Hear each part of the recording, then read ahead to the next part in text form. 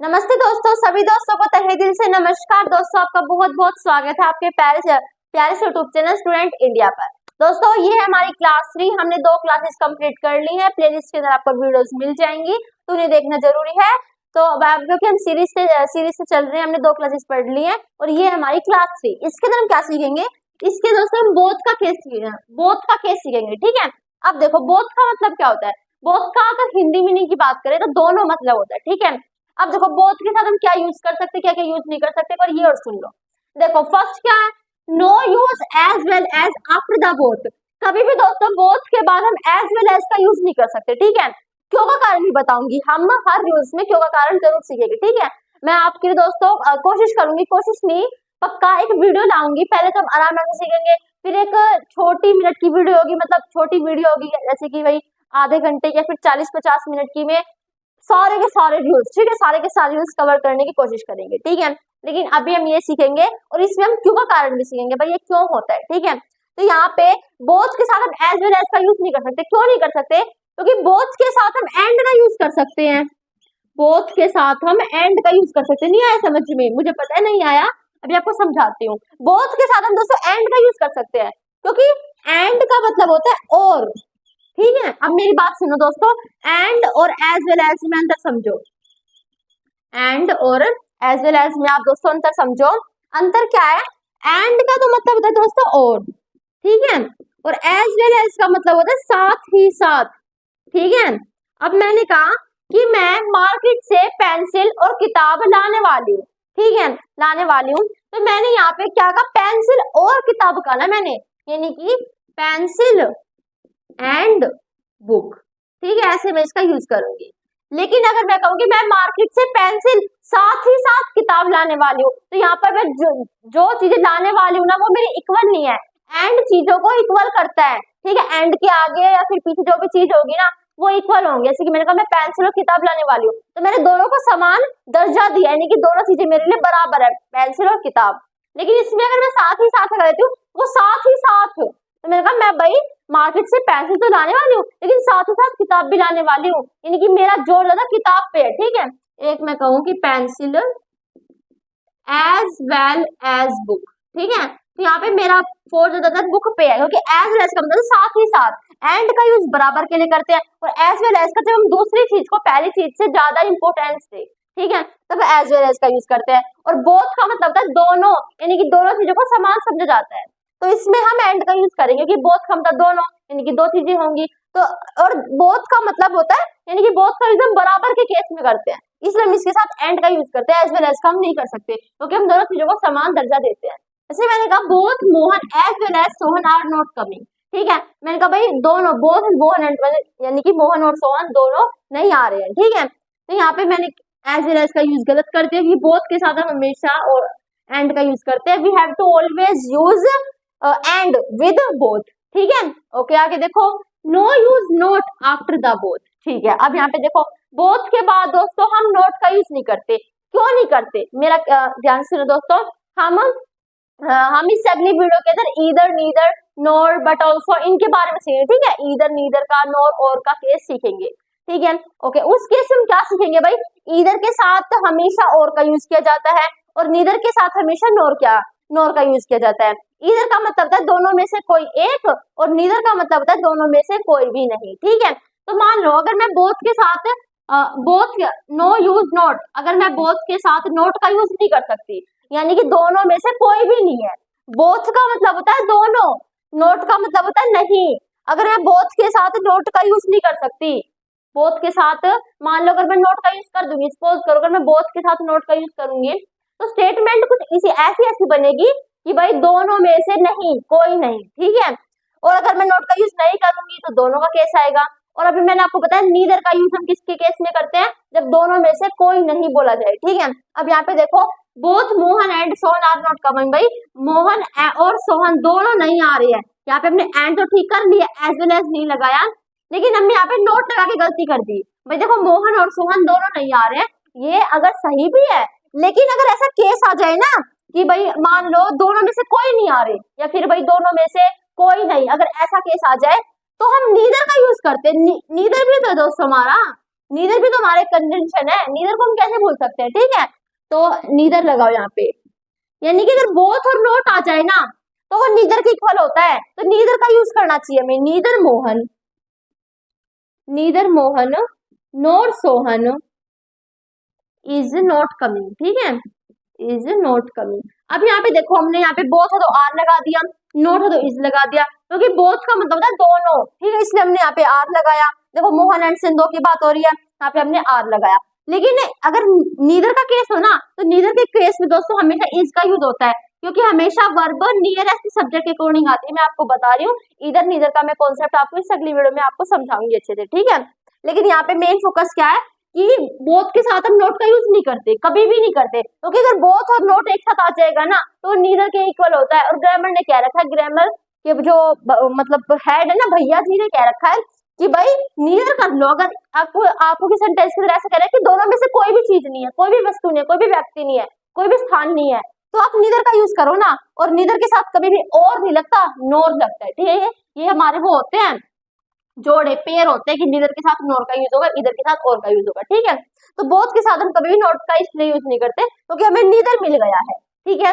आगे देखो, थर्ड है हमारे दोस्तों, possessive adjective comes after the both. अब हम इससे पहली वीडियो दोस्तों जो हमारी थी क्लास 2, उसके अंदर आपको सीखेंगे, मतलब आपको सीखना है वहां पे पॉजेसिव एडजेक्टिव, पॉजेसिव प्रोनाउन होता है क्या है, सब कुछ अच्छे से खुल के बता रखा है।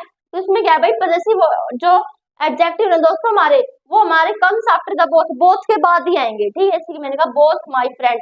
अब यहाँ पे माय जो है ना आपको प्रोनाउन लग रहा होगा, लेकिन ये प्रोनाउन नहीं, ये हमारा एडजेक्टिव है। ये आप कहाँ सीखोगे, क्लास 2 के अंदर सीखोगे, बहुत ज्यादा जरूरी है दोस्तों, जरूर देख लेना, ठीक है। तो उसके अंदर पॉजेसिव एडजेक्टिव प्रोनाउन का कॉन्सेप्ट भर भर के भरा पड़ा है, ठीक है, तो उसे देख लेना। और उसके अंदर आपको बता रखा है भाई माय हमारा पॉजेसिव एडजेक्टिव है, और पॉजेसिव एडजेक्टिव का यूज हमेशा बोथ के बाद ही होगा, ठीक है। हम माय बोथ फ्रेंड यानी कि बोथ से पहले नहीं कर सकते, हमारा गलत है, हमारा सही है, ठीक है। तो यहाँ तक समझ में आया। और अब हम एक और रूल पढ़ेंगे, तो सब हम पढ़ेंगे हु और हुम का केस। देखो यहाँ पे हु जिसे हम, जिसकी जो हिंदी मीनिंग होती है वो होती है कौन, और अगर आंसर की तरह यूज होता है तो हम जो लेते हैं, ठीक है। और होम का भाई किससे, ठीक है। और अगर हम इसकी हिंदी ले, मतलब अगर होम के हिंदी मीनिंग ले क्वेश्चन में, तो किससे होगी। और अगर इसका यूज एज आंसर कर रहे हैं ना, तो जिससे या फिर जिसको होगी, ठीक है, जिससे या फिर जिसको, ओके। तो अब देखो यहाँ पे जरूरी है, बहुत कुछ समझना है आपको। यहाँ पे देखो दोस्तों, वर्ब है, ठीक है, वर्ब से पहले क्या आता है, हमेशा वर्ब से पहले हमेशा सब्जेक्ट आता है, और वर्ब के बाद हमेशा क्या आता है, ऑब्जेक्ट आता है। ये बात आप जानते हो, ये हमने रिलेशन भी देखा है भाई, इंग्लिश पैटर्न क्या होता है, सब्जेक्ट वर्ब ऑब्जेक्ट, ठीक है। ये बात समझ में आई। अब देखो यहाँ पे आपको इतनी बात समझ में आई, वर्ब से पहले सब्जेक्ट होगा और वर्ब के बाद ऑब्जेक्ट होगा। अब हम हमारे सब्जेक्टिव प्रोनाउन ऑब्जेक्टिव प्रोनाउन होते क्या है, सब्जेक्टिव प्रोनाउन मैं यहाँ पे लिख रही हूँ, ऑब्जेक्टिव प्रोनाउन मैं यहाँ पे लिख रही हूँ। जैसे मैंने कहा आई, तो आई का ऑब्जेक्टिव प्रोनाउन हो गया मी, और we our us, we our us. You का जो ऑब्जेक्टिव प्रोनाउन होता है दोस्तों वो होता है यू, ठीक है। ही का क्या होता है, हिम। शी का क्या होता है, हर। दे का होता है देम, ठीक है। ये हमारे प्रोनाउन के अंदर है, बहुत छोटी चीज है। और इट का होता है इट, ठीक है, ओके। ये हमारे ऑब्जेक्टिव प्रोनाउन और ये हमारे सब्जेक्टिव प्रोनाउन, यानी कि ये हमारे सब्जेक्ट, ये हमारे ऑब्जेक्ट, ठीक है। इनके बीच में दोस्तों क्या होता है, वर्ब होती है, ठीक है। यानी कि वर्ब से पहले तो हमेशा इनका यूज होगा, यानी कि इनका यूज कभी भी वर्ब के बाद नहीं होगा, और वर्ब के बाद हमेशा इनका यूज होगा, यानी कि वर्ब के बाद कभी भी इनका यूज नहीं होगा, ठीक है। तो वर्ब के बाद इनका यूज होता है, वर्ब से पहले इनका यूज होता है। इतनी बात समझ में आई। अब देखो दोस्तों, जो हु होता है दोस्तों, हमारा जो हु होता है, यहाँ पे लिखती हूँ मैं हु। हु हमारा दोस्तों सब्जेक्टिव होता है, ठीक है। क्या होता है, सब्जेक्टिव होता है, यानी कि इनकी जगह पर हम हु का यूज कर सकते हैं, इनकी जगह पर हम हु का यूज नहीं करते। और दूसरी बात, हु अगर सब्जेक्टिव होता है तो यानी कि सब्जेक्ट के स्थान पर यूज होगा, और सब्जेक्ट के बाद वर्ब आती है, यानी कि वर्ब से पहले अगर हम इनका यूज करते हैं तो इनके स्थान पर हम हु का भी यूज कर सकते हैं, ठीक है। अब बात आती है होम की। देखो होम होता है दोस्तों हमारा ऑब्जेक्टिव प्रोनाउन, ठीक है। क्या होता है, ऑब्जेक्टिव प्रोनाउन होता है, यानी कि यहाँ पे आएगा ऑब्जेक्ट के केस में, और वर्ब के बाद यानी कि इनके स्थान पर हम ऑब्जेक्ट यानी कि इसका यूज करते हैं, ठीक है। यानी कि ये कार्य को करने वाला होता है, और ये जिस पर इफेक्ट पड़ रहा है। ऑब्जेक्ट क्या होता है, जिस पर इफेक्ट पड़ रहा हो, और जो सब्जेक्ट होता है वो कार्य को करने वाला हो, ठीक है। तो ये हमारे कार्य को करने वाले होते हैं, और इनका जो ये जिस पर कार्य करते हैं ना, इफेक्ट किस पर पड़ रहा है, वो हमारे ही होते हैं, इन पर इफेक्ट पड़ता है, ये हमेशा कार्य को करते हैं, ठीक है। तो इनके स्थान पर अगर हम हु का यूज करते हैं, हु कार्य को करता है, और इनके स्थान पर अगर हम होम का यूज कर रहे हैं तो होम के ऊपर कार्य होता है। ठीक है, अब यहाँ पे देखो, यानी कि हु हमारा सब्जेक्टिव हो गया, होम हमारा ऑब्जेक्टिव हो गया। ठीक है, मैंने कहा शी मेट द पर्सन, वह पर्सन से मिली, वह व्यक्ति से मिली, that say that I am God, जिसने कहा कि मैं क्या हूँ, गॉड हूँ। ठीक है, तो पहला केस, मैं एक पर्सन से मिली, बात तो यहाँ पर खत्म। जिसने कहा मैं गॉड हूँ, ठीक है, तो कहने का कार्य किसने किया है, कार्य को करने वाला कौन है, कार्य को करने वाला भाई जो भी है हमें नहीं पता। ठीक है, हमें उस पर हमें पता भी कार्य करने वाला पर्सन है। मैंने कहा वह एक पर्सन से मिली जो कहता है कि मैं गॉड हूँ, मैं भगवान हूँ। ठीक है, यहाँ पे हम जी बड़ा कर देते हैं, आई एम गॉड। ठीक है, तो यहाँ पे देखो भाई, वह उस पर्सन से मिली जो कहता है दैट आई एम गॉड, मैं गॉड हूँ। ठीक है, तो कहने का कार्य कौन कर रहा है, कहने का कार्य है, यानी कि जो कहने का कार्य, जो कार्य करने वाला है वो हमारा सब्जेक्ट है। ओके, सब्जेक्ट हमारा कौन बन सकता है, सब्जेक्ट हमारे ये बन सकते हैं, लेकिन हमें ये नहीं लगाने, हम हु और हुम की बात करें कि हमें हु या फिर हुम में से क्या लगाएं। इनकी जगह पर हम क्या लिख सकते हैं, इनकी जगह पर हम हु लिख सकते हैं, तो यहाँ पर क्या आएगा, हु आएगा। ठीक है, दूसरी बात, सेज हमारी वर्ब है और वर्ब से पहले उसका सब्जेक्ट आएगा।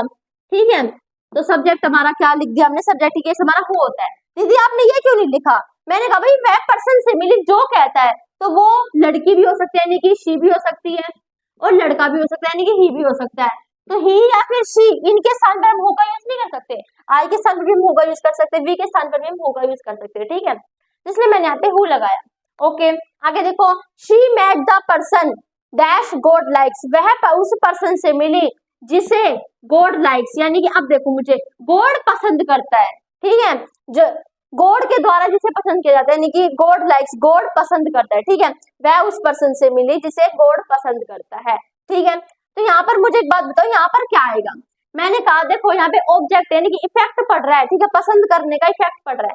मैंने कहा शी मेट द पर्सन, वह एक व्यक्ति से मिली जिसे गॉड पसंद करता है, यानी कि जिसे भगवान पसंद करता है।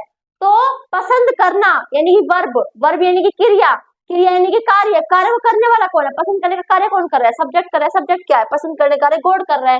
उसका अफेक्ट किस पर पड़ रहा है, यानी कि पसंद किसे किया जा रहा है, उस व्यक्ति को किया जा रहा है, और अफेक्ट पड़ने वाला ऑब्जेक्ट होता है। ठीक है, हुम होता है, तो इनके स्थान पर हम हुम का यूज कर सकते हैं। अब यहाँ पे मी आज तो लगा नहीं सकते, या फिर तो कोई लड़की होगी या फिर कोई लड़का होगा। ठीक है, तो हिम या फिर हर के केस में हमने हुम लगा दिया। ओके, तो बस हमारे ये छोटा सा केस है, आपको समझ में आ गया, और कुछ नहीं था इसके अंदर। ठीक है, अब यहाँ पे देखो नोट क्या है भाई, हु और whom as a human beings, भी मतलब इसका यूज हम ह्यूमन बींग यानी कि हम हो गए भाई, मनुष्य है, पालतू पशु हो गए, जीव जंतु, इनमें हम किसका यूज करते हैं, हु और होम का यूज करते हैं। ठीक है, अभी हमारी क्वेश्चन है दोस्तों, जिसको आपको सोल्व करना है, इन दोनों का जवाब आपको दोस्तों कमेंट सेक्शन में देना है, आप दोगे। और अगर नहीं भी आता दोस्तों तो चिंता मत करो, डिस्क्रिप्शन के अंदर मैं मतलब बता दूंगी, डिस्क्रिप्शन के अंदर इन दोनों का आपको डिस्क्रिप्शन के अंदर आंसर दे दूंगी।